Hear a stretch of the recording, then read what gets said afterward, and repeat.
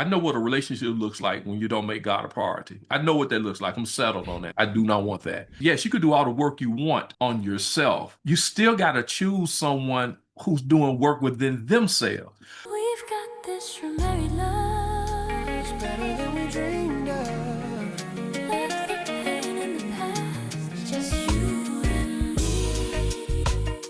So, Eddie, from a male's perspective, what was most important to you in your new marriage?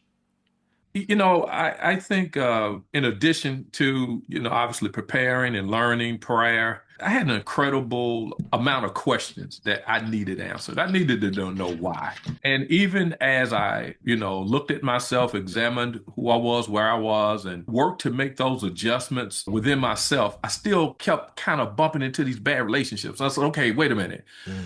I'm something I'm missing here. What I kind of realized was, yes, you could do all the work you want on yourself. You still got to choose someone who's doing work within themselves.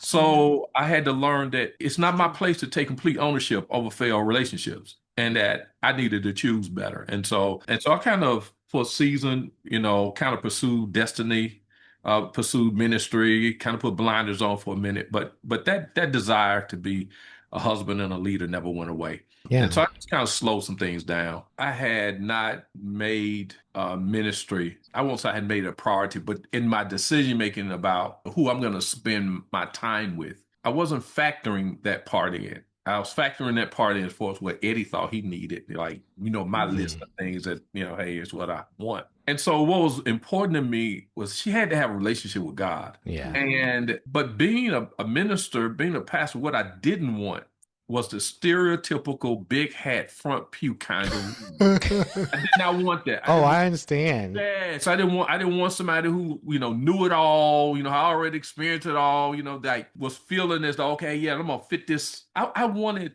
someone authentic. And that's exactly what God gave me. I want the person to have an authentic relationship with God. And I wanted them to be who God wanted them to be, because that's all I knew to be, is who God has called me to be. And so, Yes. to your point, it's like, hey, I know what a relationship looks like when you don't make God a priority. I know what that looks like. I'm settled on that. I do not want that. And so I had to have someone who could embrace all of me.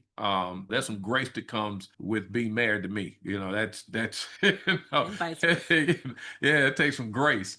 And so, but I wanted to build. I wanted someone who understood, what the call I had on my life, but I didn't want to be their lives. I didn't want to be their entire life. I wanted them to have, their own relationship with God, their own purpose, that we could bring this together for the glory of God. And so, when I met Khalidra, she was an author. She had started her life coaching practice, an incredible story, and she wasn't afraid to show the hard parts of her story. Yeah. And that just really wow. She can understand my hard parts because she has had some of her own. Right. And so she could minister. We could meet each other in a place of authenticity, that we could minister to one another. So that was important to me. They had to have a relationship with God, and it had to be real, not that other stuff. Yeah. I was going to say, one of the things that we talk about in Remarried Love is that you got to be grown if you're going to be remarried, because a lot of people have been through so many things.